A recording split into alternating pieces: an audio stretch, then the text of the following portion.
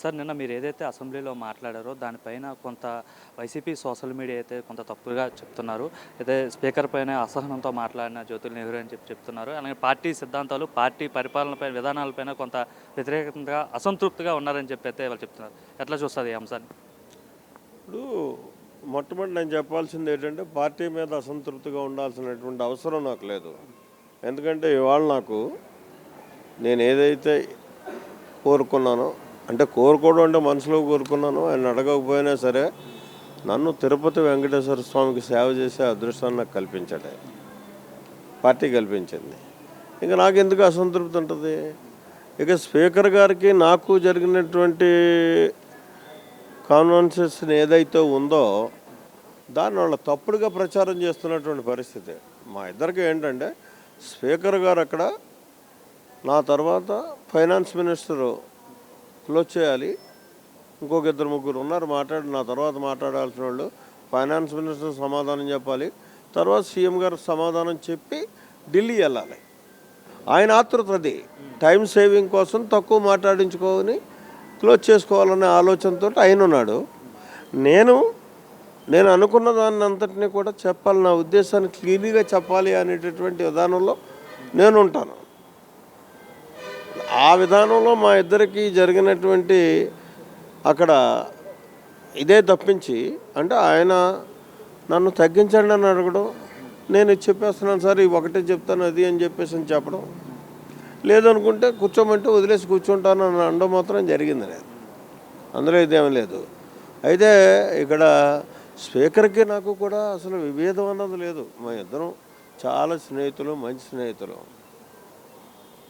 అండి. ఆయన నా మీద ఉండేటటువంటి చనువుతోటి మీరు ఆగాలి అంటాం, నేను ఆయనతో ఉండేటటువంటి చనువుతోటి ఏంటి నన్ను పూర్తిగా చెప్పనివ్వండి, దానికి అర్థం రావాలి కదా నా ఆలోచనకి అని చెప్పేసి నేను అనడం, అంతే జరిగింది తప్పించి ఎక్కడా కూడా విభేదం అన్నది లేదు, అసంతృప్తి అన్నది అసలు లేదు. ఇది ఇంకా వాళ్ళకి వైసీపీ మీడియాకి కానీ వైసీపీ దీనికి కానీ చూసుకున్నట్టయితే వాళ్ళకి ఎక్కడ ఏం సందు దొరుకుతుందో మాట్లాడుకుందాం అనేటువంటి ఆలోచన, అలాంటి పిచ్చి పిచ్చి ఆలోచనలు పెట్టుకుంటే ప్రచారానికే పరిమితం అయితే తప్పించి దాంట్లో ఏం లాభం లేదు. అంటే ఇసుక పాలసీ పైన కూడా, అంటే ప్రస్తుతం ఇసుక పాలసీ బాగాలేదు, గతంలో ఉందే బాగుందని మీరు చెప్పినట్టుగా కూడా. గతంలో ఉన్నది బాగుందని నేనేం చెప్పలే. గతంలో ఉన్నది దోచుకోవడానికి బాగుంది. ఇసుక పాలసీ అన్న దాని మీద మన ప్రభుత్వ జోక్యం అన్నది ఎంత తక్కువ ఉంటే అంత మంచిది. మనం ఫ్రీగా ఇసుక ఇచ్చేటప్పుడు మనం అందులో తలదూర్చడం దేనికి? బయట రాష్ట్రాలకు పోకుండా మనం నియంత్రించే వరకే మన బాధ్యత ఉండాలన్నది నా ఆలోచన అని చెప్పాను నేను. అది అంతేగాని ఇసుక పాలసీ బాగోలేదని చెప్పలేదు నేను. ఇసుక పాలసీ ఫ్రీ పాలసీ, ఆ పాలసీలో అధికారుల యొక్క అతిజోక్యం వద్దు అని చెప్పాను నేను. అంటే ఓవరాల్గా జగన్మోహన్ రెడ్డి అసెంబ్లీకి రాకపోవడాన్ని ఏ విధంగా చూస్తారు? అతనికి ప్రజాస్వామ్యం మీద నమ్మకం లేదు. ఏంటి ఒక ఫ్యాక్షనిస్ట్ ఎప్పుడూ కూడా తన చుట్టూ మంది ఉండాలి, అప్పుడే ధైర్యంగా ఉంటాడు. ఆ మంది ఎప్పుడైతే వాళ్ళు లేదో ఆ ధైర్యాన్ని కోల్పోయి భయపడే అసెంబ్లీకి రావటం లేదు అతను. అంటే ప్రతిపక్ష హోదా ఇస్తేనే వస్తాను, అలా ఇస్తేనే మాకు సమయం ఉంటుంది ప్రజా సమస్యలపైన మాట్లాడడానికి అని చెప్పేసి అయితే వాళ్ళ వెర్షన్ చెప్తున్నారు. మా స్పీకర్ గారు చెప్పాడు కదా, రఘురామకృష్ణరాజు గారు, నువ్వు రావయ్యా నీకు తగిన సమయం ఇస్తానని చెప్పేసి. మరి రావచ్చు కదా, ఇంకా అంతకంటే డైరెక్ట్గా ఎవరు చెప్తారు?